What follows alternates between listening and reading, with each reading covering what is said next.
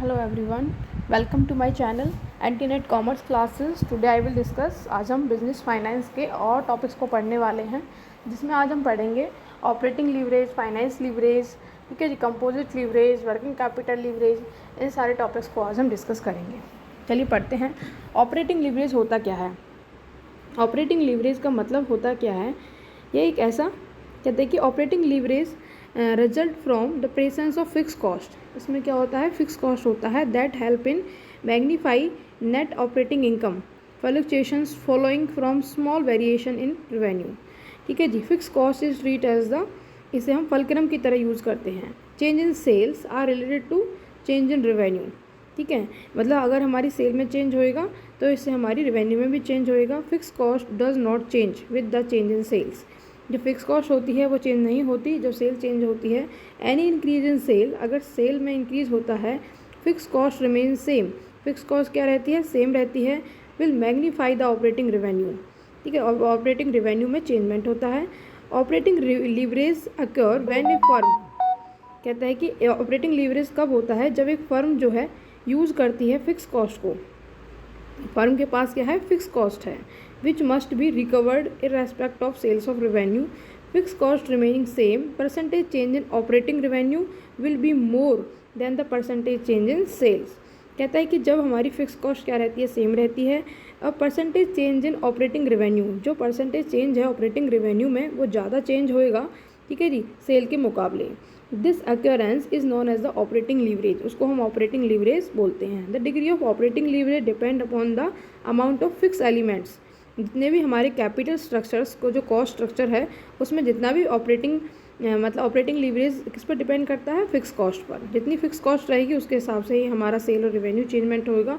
Operating leverage can be determined by mean of break evens and cost volume profit analysis. इसमें क्या कहता है? Fix cost constant रहती है, रिमेन रहती है। परसेंटेज चेंज इन रेवेन्यू, जो ऑपरेटिंग रेवेन्यू है, will be more than the percentage change in sales. इसमें हम जो हमारी जो कहते हैं कि जो ऑपरेटिंग होती है उसमें फिक्स कॉस्ट को यूज़ करते हैं। ये हेल्प करती है मैग्नीफाई करने में नेट ऑपरेटिंग इनकम को। Fluctuation from small variation in revenues. Fix cost treat as fulcrum के तरह ही ये यूज़ होती है। ठीक है, चलिए पढ़ते हैं। Degree of the leverage will calculated as under. कहता है कि ऑपरेटिंग लीवरेज को हम कैसे कैलकुलेट करते हैं? कंट्रीब्यूशन अपॉन में ऑपरेटिंग प्रॉफिट, मतलब कंट्रीब्यूशन अपॉन में EBIT। कंट्रीब्यूशन का मतलब क्या होता है? Sale minus variable cost. Operating profit का मतलब क्या होता है? Sale minus variable cost minus में फिक्स कॉस्ट। ठीक है, और कंट्रीब्यूशंस माइनस में फिक्स कॉस्ट तो क्या आ जाता है? ठीक है जी, हमारा प्रॉफिट आ जाता है।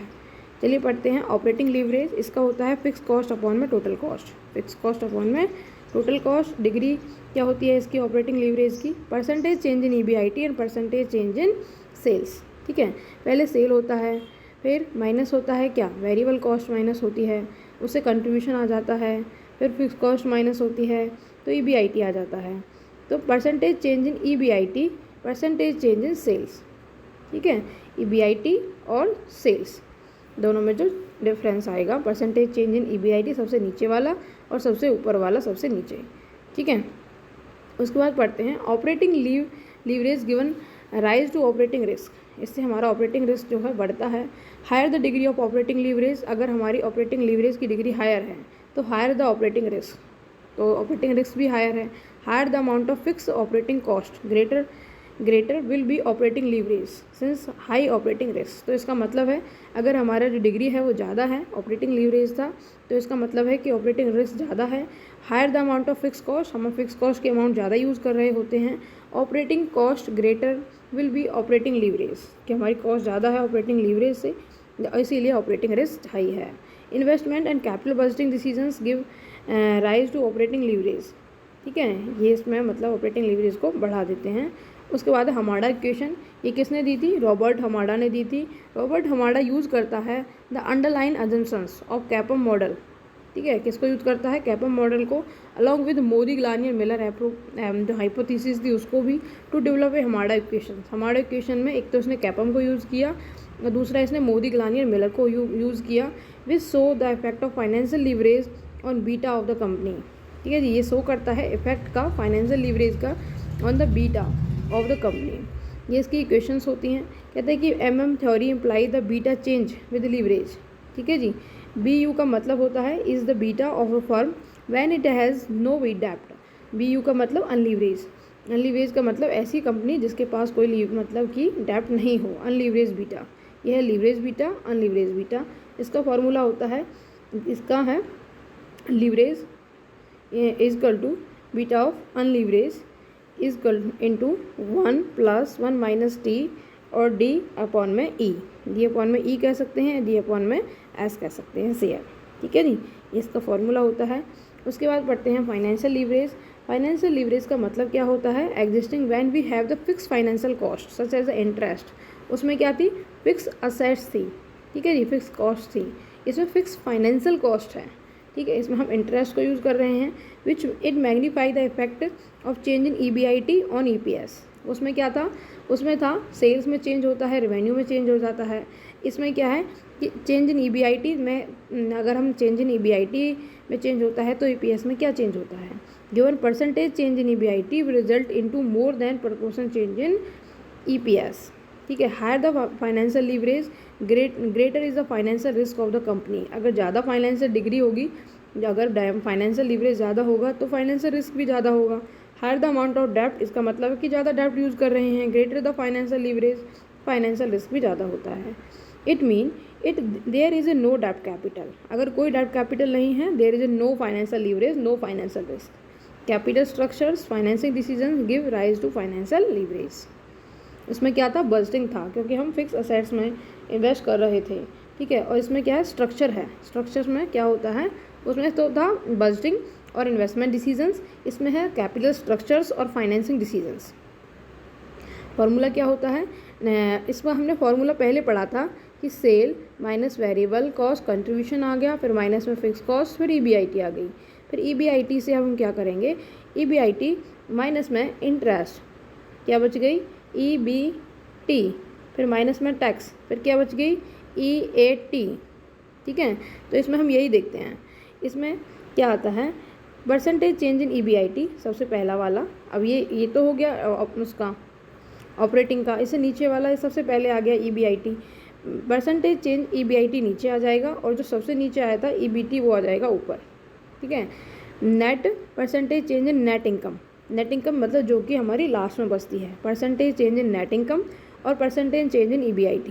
उसका क्या फार्मूला था, उसका फार्मूला था परसेंटेज चेंज इन, इसका फार्मूला था परसेंटेज चेंज इन EBIT और परसेंटेज चेंज इन सेल, सबसे नीचे वाला और सबसे ऊपर वाला। इसमें फिक्स कॉस्ट था और फिर टोटल कॉस्ट थी। ठीक है जी, और इसका क्या है, इसमें है सबसे नीचे वाला और इसमें भी ऊपर वाला। उसमें सेल नीचे था, इसमें EBIT नीचे है, क्योंकि ये उसका तो स्टार्टिंग में पॉइंट ये था, इसका स्टार्टिंग पॉइंट ये है, और नेट इनकम जो है ऊपर है। तो डिग्री ऑफ इसका फार्मूला क्या है, इसका डिग्री का दूसरा वाला फार्मूला क्या है, इसका फार्मूला है ये वाला, EBIT अपॉन में EBT। ठीक है जी, चलिए पढ़ते हैं relationship. Return on equity and return on investments में क्या रिलेशनशिप होता है, return on equity and investments में। Return on equity better measure. ठीक है जी, return on investment absolute term, return on total capital. Return on equity in percentage term में होता है, return on equity capitals. If ROI return on investment more than KD, डेप्ट of capital, और डेप्ट की जो कॉस्ट है उससे ज़्यादा है ROI, तो डेप्ट is a positive effect on the ROE। डेप्ट क्या करेगा, पॉजिटिव इफेक्ट डालेगा रिटर्न ऑन इक्विटी पर, अगर हमारी ROI ज़्यादा है। ठीक है, इफ़ डेप्ट जो है नो डेप्ट कैपिटल, तो ROE और ROI दोनों बराबर होते हैं, क्योंकि डेप्ट ही नहीं है। ठीक है, KD का मतलब होता है कॉस्ट ऑफ डेप्ट, D का मतलब होता है डेप्ट, E का मतलब होता है इक्विटी। इसका फॉर्मूला होता है ये। ROE मतलब कि return on equity is equal to होता है ROI return on investment plus ROI minus में R मतलब कॉस्ट ऑफ डेप्ट। R का मतलब होता है इधर कॉस्ट ऑफ डेप्ट। ROI टोटल थी प्लस ROI माइनस में कॉस्ट ऑफ डेप्ट, और रेशो है डेप्ट और इक्विटी का, और 1 माइनस टैक्स आफ्टर टैक्स करने के लिए। ठीक है, ROI plus ROI minus R डेप्ट अपॉन इक्विटी 1 माइनस T, ये है हमारी ROI का फॉर्मूला। उसके बाद हम पढ़ते हैं फाइनेंशियल लीवरेज। फाइनेंशियल लीवरेज का मतलब होता है ए फर्म नीड फंड। फर्म जो होता है, फर्म होती है, उसको फंड्स की ज़रूरत होती है। किसी भी फर्म को चलाने के लिए, उसकी एक्टिविटीज़ को मैनेज करने के लिए, the fund are first needed to set up an enterprise, then to implement expansion, diversification, other plans. A decision has to made regarding the composition of the firms. ठीक है, फंड में be raise through the two sources, किससे, owner से, equity से, outsider से, call the creditor equity. If the revenue earn by employ fix cost funds is more than their cost, then it will be to the benefit of equity shareholders to use such capital structures. कहता है कि अगर जो revenue earn कर रहे हैं, जो हमने कैपिटल एम्प्लॉय की फिक्स कॉस्ट फंड की, इज़ मोर है, क्या है, रेवेन्यू ज़्यादा है कॉस्ट से, तो किसके लिए की बेनिफिट है, शेयर होल्डर्स के लिए बेनिफिट है. If firm is known as the favourable leverage, if its earning are more than the डेप्ट of the cost. On the contrary, अगर कॉस्ट ज़्यादा है और हमारा रेवेन्यू कम आ रहा है, तो ये क्या है, अनफेवरेबल लीवरेज है. ठीक है. Every firm has to make its own decision regarding the quantum of funds to be borrowed. हर कोई डिसीजन लेता है अपने फर्म के बारे में कि कितना उसने बोरो करना है, कितना नहीं करना है. व्हेन द अमाउंट ऑफ डेप्ट is relatively large in relation to capital stocks, अगर डेप्ट ज़्यादा है कैपिटल स्टॉक में, तो company is said to be trading on their equity. तो हम क्या कहेंगे, company is said to be trading on equity, कि कंपनी जो है ट्रेडिंग कर रही है ऑन इक्विटी पर. क्या है, अगर डेप्ट रिलेटिवली ज़्यादा है, डेप्ट is relatively large in relation to capital stocks, तो हम कंपनी को क्या बोलेंगे, trading on equity. On the other hand, if the amount of डेप्ट इज़ कंपेरेटिवली लो, जो डेप्ट का अमाउंट है वो कम है in relation to stock capital stock, capital stock में जो डेप्ट का अमाउंट है वो कम है, तो कंपनी को क्या बोलेंगे, ट्रेडिंग ऑन थिक इक्विटी. क्या बोलेंगे, ट्रेडिंग ऑन थिक इक्विटी. ठीक है जी.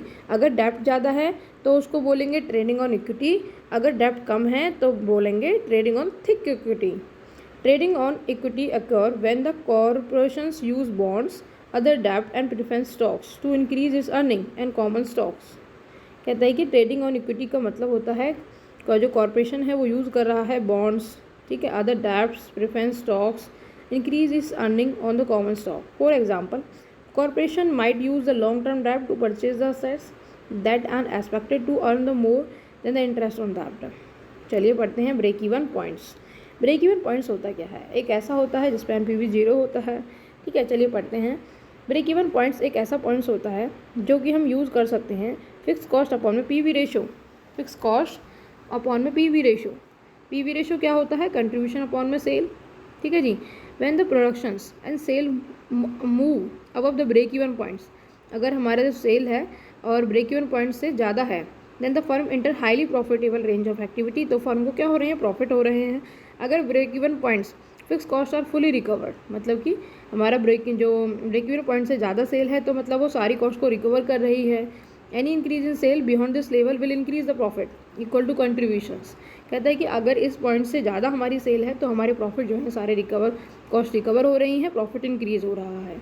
If firm operate with high degree of leverage above break even points earn good amount of profits.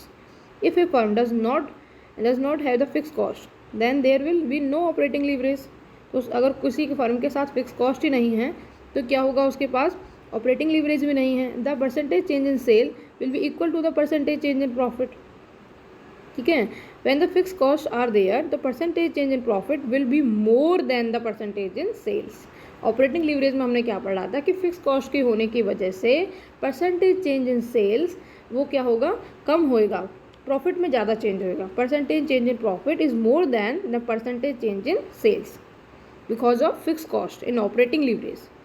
ठीक है. रिस्क फैक्टर्स पढ़ते हैं. It is true that higher leverage situation will magnify operating profit, but it bring its in the risk element to percentage change in profit will more in situation with higher fixed cost as compared to that where the fixed costs are lower.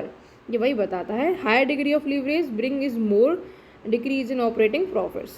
higher degree of leverage bring in more decrease in operating profit. The situations can be illustrated with the help of following illustrations. कहता है कि इसे opposite भी हो सकता है, ये तो अब पॉजिटिव इफेक्ट कर सकता है तो नेगेटिव इफेक्ट भी कर सकता है. ठीक है. कंपोजिट साइट लीवरेज पढ़ते हैं. सॉरी, कंपोजिट लीवरेज क्या होता है, ये दोनों का सुपर लीवरेज होता है, दोनों का कॉम्बिनेशन का मिक्स होता है. ठीक है जी. इसमें हम दोनों तरह के जो लीवरेज होते हैं उनको पढ़ते हैं. डिग्री ऑफ कंपोजिट लीवरेज का मतलब होता है परसेंटेज चेंज इन ईपीएस और percentage change in sales. Composite leverage का मतलब होता है ऑपरेटिंग लीवरेज मल्टीप्लाई में फाइनेंशियल लीवरेज. इसका फॉर्मूला होता है ये. हमने इसका फॉर्मूला पढ़ा ऑपरेटिंग का, इसमें था percentage change in EBIT, percentage change in sales, ठीक है। और फिर इसका पढ़ा और फाइनेंशियल लीवरेज का percentage change in EPS upon percentage change EBIT। EBI से कट हो गया EBIT, तो बच गया क्या, परसेंटेज चेंज इन EPS और परसेंटेज चेंज इन सेल्स, ठीक है। उसके बाद वर्किंग कैपिटल लीवरेज क्या होता है, वर्किंग कैपिटल लीवरेज जो है measure the sensitivity of return on the investment, कि सेंसिटिविटी को मेजर करता है रिटर्न पर।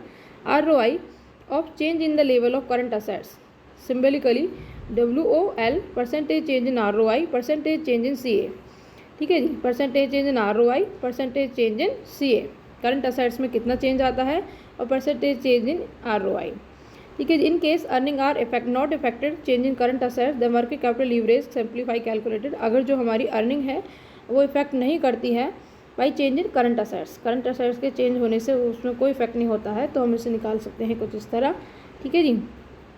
चलिए पढ़ते हैं इसका फॉर्मूला। वर्किंग कैपिटल लीवरेज का मतलब होता है करंट असेट्स अपॉन में टोटल असेट्स माइनस में चेंज इन करंट असेट्स, ठीक है जी। जैसे कि 2 लाख हमारी करंट असेट्स थी, 5 लाख हमारी टोटल असेट्स थी, चेंज हुआ हमारी करंट असेट्स में 40,000 का, तो वर्किंग कैपिटल लीवरेज आ गया, that is. Thank you so much for watch the video, thank you again and again. Do like the video and subscribe the channel and share the video if you like. Thank you so much.